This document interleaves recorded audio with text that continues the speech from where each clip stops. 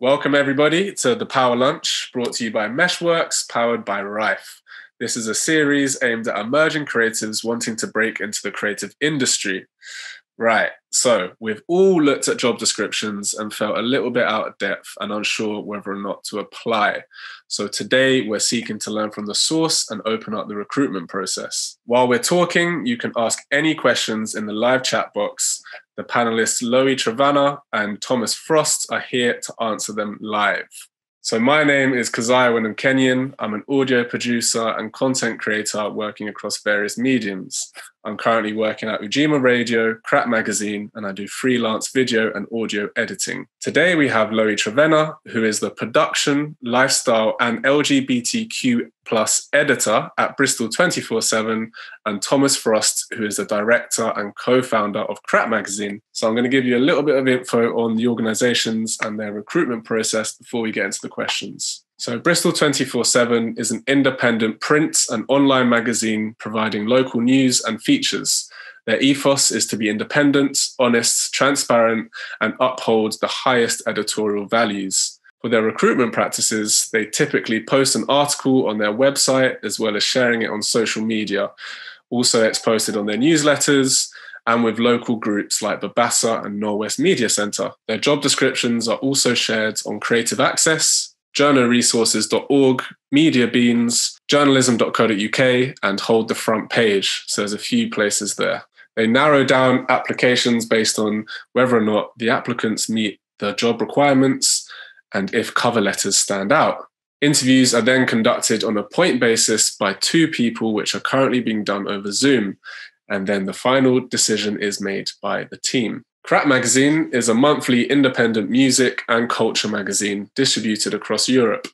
It was founded in Bristol in 2009 and has featured artists like Bjork, MF Doom, Lil Yachty, FKA Twigs, Gorillaz, and Queens of the Stone Age, all on their front cover. For their recruitment practices, the job vacancy is posted on their social media channels and distributed on various platforms that are geared towards equal opportunity for diverse groups of people.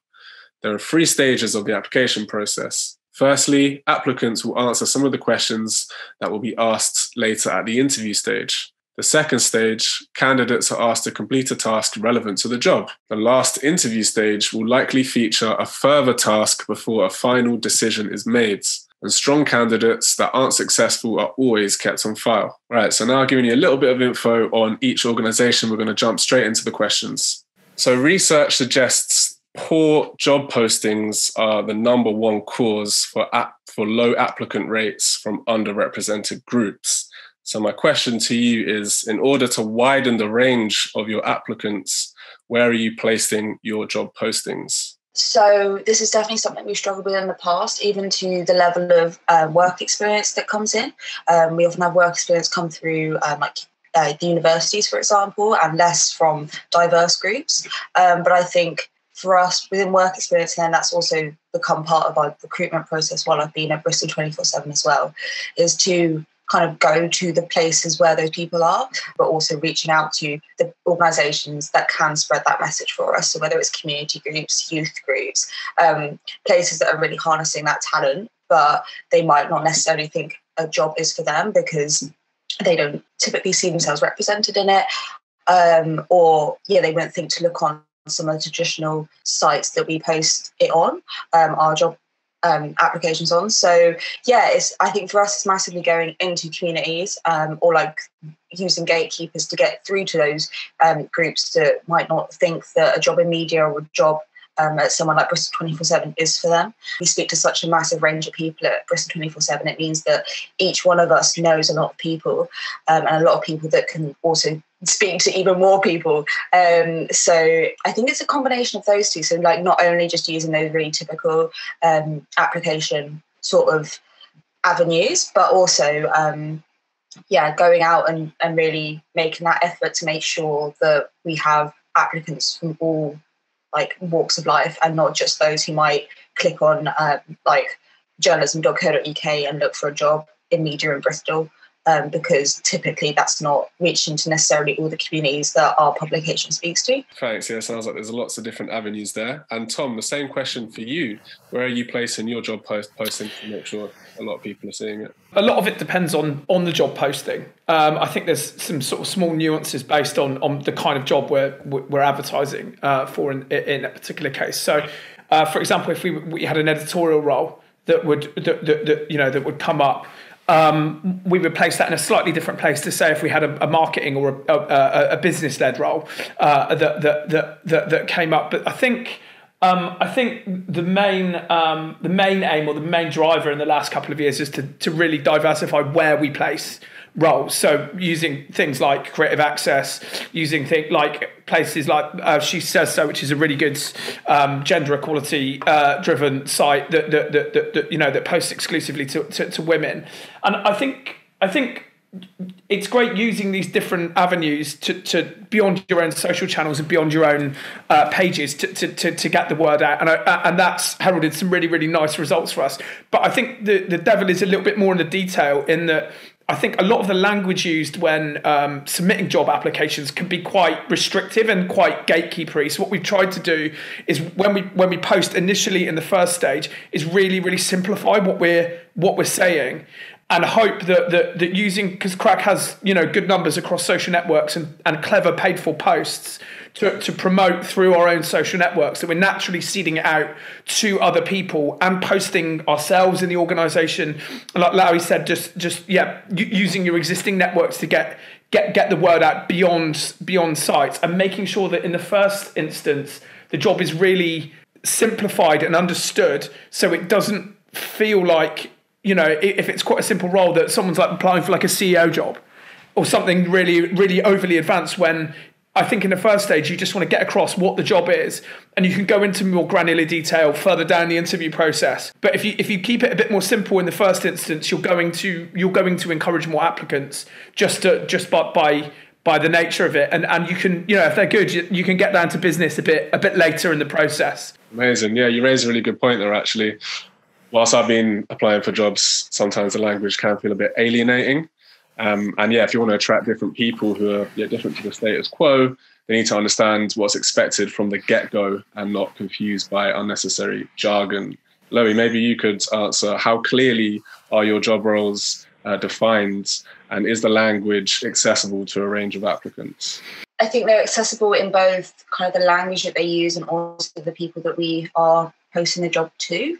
I think, especially since I started, I've definitely wanted to push for a more, less jargon-based job description, and also one that makes it feel like people can apply even if they don't necessarily fit every single job criteria. And I think that's especially important somewhere like Bristol 24/7, because our editorial team, which is the one that I would manage all the job roles for, the job vacancies, we are so small that there isn't necessarily a fixed job description. There is, but it's very much that you want someone that will fit in the team and also really add to what we're already bringing. So they might not have every single thing that an editorial assistant, for example, might need, but they have that drive and that passion. So I think for us, it's making sure that it's accessible, not only that the language is simple and it kind of is inclusive for everyone, but also that it's not scary and doesn't make people feel like they can't apply for it, because Bristol 24/7, although wonderful, is like we are a small team, and we definitely want people that believe in the product and have a real want to grow. I know that when I started, that was something that was kind of really emphasized, and that I didn't have necessarily the most media experience, but I really had this I guess you could call it raw talent without trying to sound really big-headed. I could write and I had a willingness to learn. And I think that was kind of said throughout the application process, of that, you don't have to fit every single thing, but as long as you've got a willingness to learn and you fit it well enough to be able to do the job competently, we'll interview you and we'll see if we can nurture your talent as an employee. So I like to think that, our language is not only inclusive, but it's also clear of what a job entails, but also makes it obvious that you don't need necessarily every single skill to be a potential candidate. 100%. That's something I've given a lot of thought to as well. I guess traditionally hiring's always been done based on like academic achievements, academic merit and experience, which of course is valuable, but at the same time, hiring for passion can bring a different element to the company as a whole.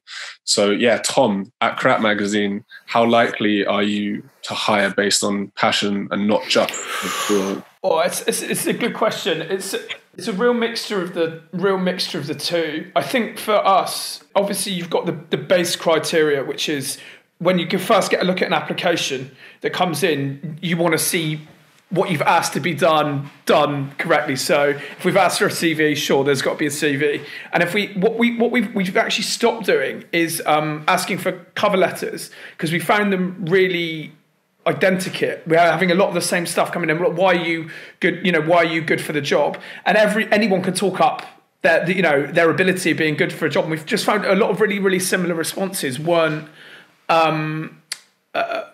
making for a great deal of differentiation between the candidates. So what we started doing is asking questions about their knowledge of the candidates' knowledge of our product and the knowledge of the magazine, and that gave a real opportunity for them to sort of showcase their sort of passion, understanding of what we do. And that we found that as a much more effective way to root out candidates that were really, really passionate and really, really into what we do. That would, we'd ask questions that could bring that out.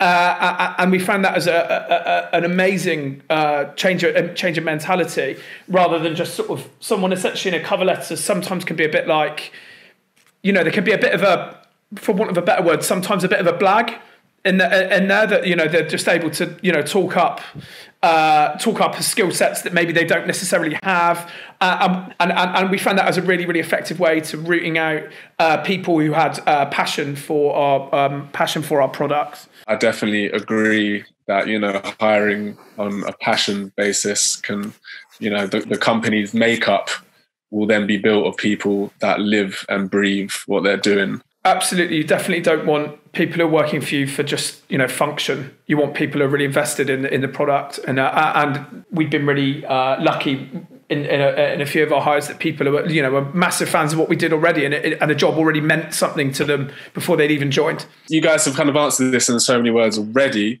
but one, is your company committed to equal opportunities, and how is that reflected in the recruitment process? So I'd be interested to hear from you, Loie. Yeah. We have statements saying that we're committed to equal opportunities, and also I think it's something that's very much embedded in the magazine. We definitely want to represent the city that we write about.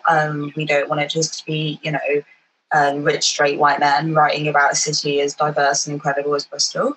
How we do that is via vacancies to make sure it's an equal opportunities role. We very much make it clear that anyone can apply and use, like I said, inclusive language to make sure no one feels alienated. And then I think by posting those job vacancies, through a range of mediums and on job sites that are specifically making creative industries more inclusive. So for example, Creative Access. It really makes sure that we have a real diverse range of people coming in, but also we're not just hiring those people for the sake of diversity.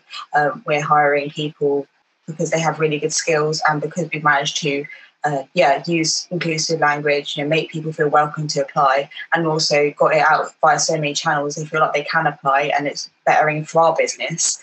And also doesn't mean that it doesn't feel like a token gesture. Like, for example, as a queer person, I've never felt like a token queer person. I feel like I'm here because I'm good, and I'm also happen to be queer, and that's just very much one slice of the pie. Yeah, and then we've also been to some of the Creative Workforce for the Future sessions, which have massively sort of helped us look at and reevaluate some of the things that we could do better as well, and sort of making those changes, especially when we recently hired for an editorial assistant. I want to squeeze in one last question before we wrap up. And this is picking up on something that's already in your recruitment process, Tom, at Crap Magazine. And I found it quite interesting, actually. So you said you still keep the information of strong candidates stored on file. Yeah. Because, a lot of the time, you go through an application process and you may still have a lot of strong attributes, strong skill sets, valuable skill sets. But, that you almost feel like you're just, what's the word now? You almost feel like that's brushed to one side, let's say it like that. Do you offer, constructive feedback to those that aren't successful? And also for those ones that aren't successful, is there follow-ups, let's say, one-off freelance work? In terms of feedback, it gets to a point where I feel like you're duty bound to give feedback. And that's usually in the later stage of the process. It's impossible to give feedback, or it isn't impossible, but it's very, very time consuming to give feedback to everyone who applies in the first stage. If you get 200 applications, when things are obviously a bit trickier at the moment and a lot of people are looking for work, that isn't a productive use of time, and we just have to be real about that at that particular stage. But if someone was to contact me personally and ask why maybe their CV wasn't up for it, or they got in touch, I would feedback at that point, but voluntarily. It would be the candidates a little bit further down the line that we would give feedback to. Everyone who gets an interview from Crack is phoned personally to discuss why they didn't get the job, the positives and constructive feedback if they want to. Sometimes you ring people and you tell them they haven't got the job, they just want to get off the call as quickly as possible, and that's like totally understandable. But we all make that personal connection to give feedback, and candidates that we would look at again, we would tell them specifically they are kept on file. And what happens then is, you never know what's going to happen with the person who gets the job. It might not work out. It might just be a short-term thing. And we have had scenarios by which people who were, thought of highly in the interview process have then ended up working for us because the initial hire maybe didn't work out, or someone left, or another vacancy came up, or as an organisation like ours that is looking to expand quickly, sometimes we've ended up hiring two people. We've been looking for one vacancy, but found someone from that process that suited another role that we were potentially looking at that point. So it's not true that you just, if you don't get the job, that's it. That's not how any business works. Good people are good people at the end of the day, and keeping them on file is just a valuable resource for future employment work. Or like you said, just even an opportunity on a freelance level, maybe if something comes up, and we've got a nice area where everything's sort of stored, and it's just really important because it's people's lives as well, and you want to be really human about it, and there is a level of disappointment if you don't get a job, but people just don't forget about people instantly. If someone was good, they stay in your mind, and they certainly stay in your mind if you keep them on record. Right, so that wraps up all my questions. You guys have shared a lot of knowledge here. You've dropped some gems, so thank you for that. I want to say a massive thanks to our panelists, Thomas Frost and Loie Trevena. And for those that couldn't be here today, the questions will be collated in the comment section down below. The next episodes that are coming up in the Power Lunch series will explore marketing, branding and social media, and also art and design. And that's happening every Thursday at 1 p.m, so make sure you stay locked. Big up to all the viewers that tuned in today. We hope you found it useful. Boom.